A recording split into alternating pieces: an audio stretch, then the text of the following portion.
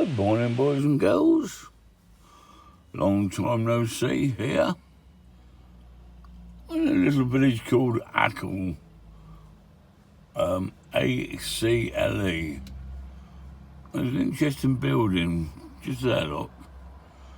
During the war, I like saying that, during the war, not that I'm that old, some people may think so, and there was a possibility of a German invasion into England.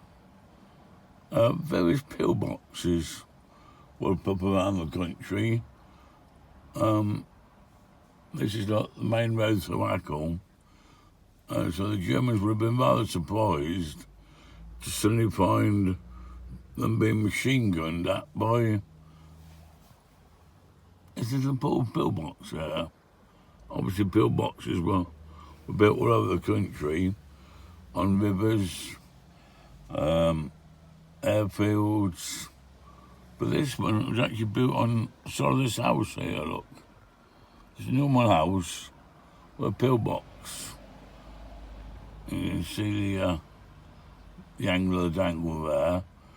Just round to the right there, you can't quite see from this angle. There's another pillbox pointing to the right. So the German army come down this road. Obviously all these houses would have been near them, but they'd been rather surprised to find a machine gun sticking out of there, going back at them. Just a piece of interesting information I thought would be rather nice for you to hear. Thank you. I'll see you in a bit. Well, I'm still in Acle.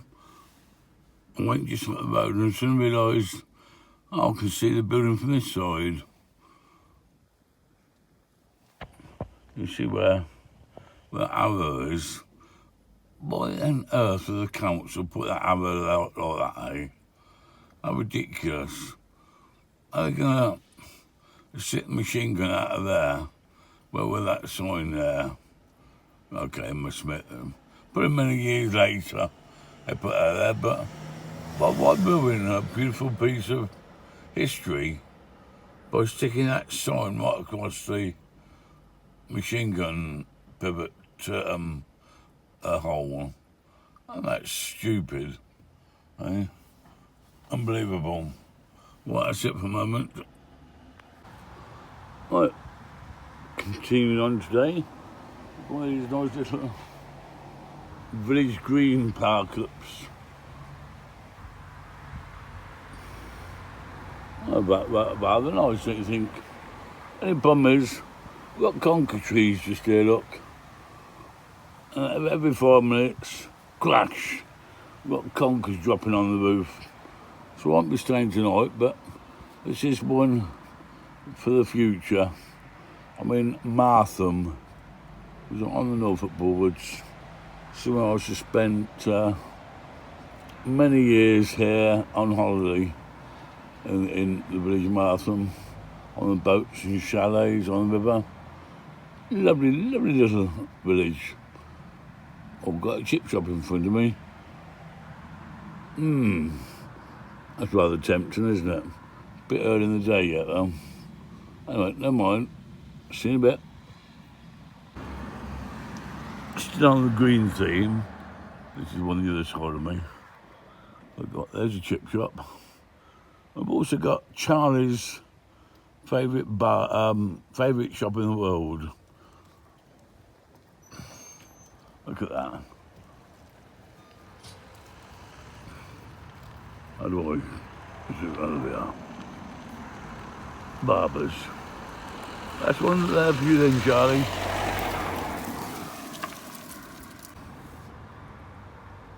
Right, now we're in Potter Heigham. What do they say around these parts? Potter Heigham. You have to put that silly accent on it. Just same accent as hey, you got a look, boy. And there's famous Potter Heigham Bridge. There's a bit of a funny angle to it at the moment. There's just there, look. There's a hole there. There's anybody going to come through at the moment. It's very quiet here at the moment, as it's off-season, of course. Just a few boats dotted about. A few just in front of me, look. These electric ones. EV boats. Ugh. Who'd have a boat that's electric? Eh? How stupid is that? Eh? You get cruising along about half an hour, all of a sudden the engine stops. Oh, what's over there now? A bloody electric ran out. What do? You have to get out and push it back to the yard again. Eh? There's a little boat coming along here now. Got Ranger on the side. Says obviously we've got blue lights on the top. And there's a Lone Ranger. He's all by himself. It's a nice looking boat, look. Just do a quick UE. That's what we got. Park just there, is he? No, there's not, no. Let's keep on going. We've got chalets up ahead. Up here. Unfortunately, my camera don't zoom in very well. We've got little chalets over there, which come here in the 60s, 70s, 80s of every year on holiday here. We have a little boat, a bit like these little ones here, and have a chalet, and have like I suppose it's called like a garage on the side of the chalet, where you park your boat in. Look at a wet garage, actually just a bit of an opening in the river with a roof over it. You park up there for the night. In the daytime, you usually go out, do a bit of day tripping up and down the rivers, a bit of shopping, use it for that. So you wouldn't use a car for 2 weeks, sustain the chalet for 2 weeks, fishing, obviously, for lots of fishing. The chalets were literally right on the river. You come out your front door with a fishing rod and a cup of coffee in your hand, and let you fish on the front lawn. Very pleasant. Anyway, it says it's hire. So all the boats are, looks like they're all parked up for the winter, of course, now, don't they?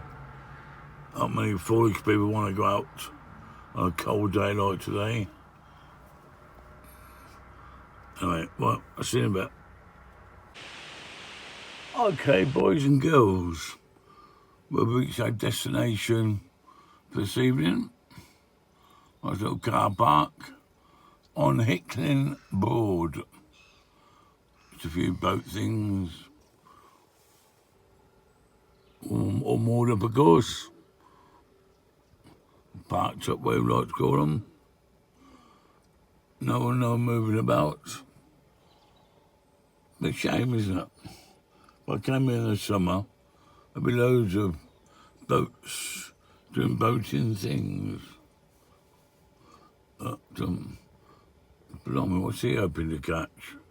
It's got a whale net there, look. Blimey.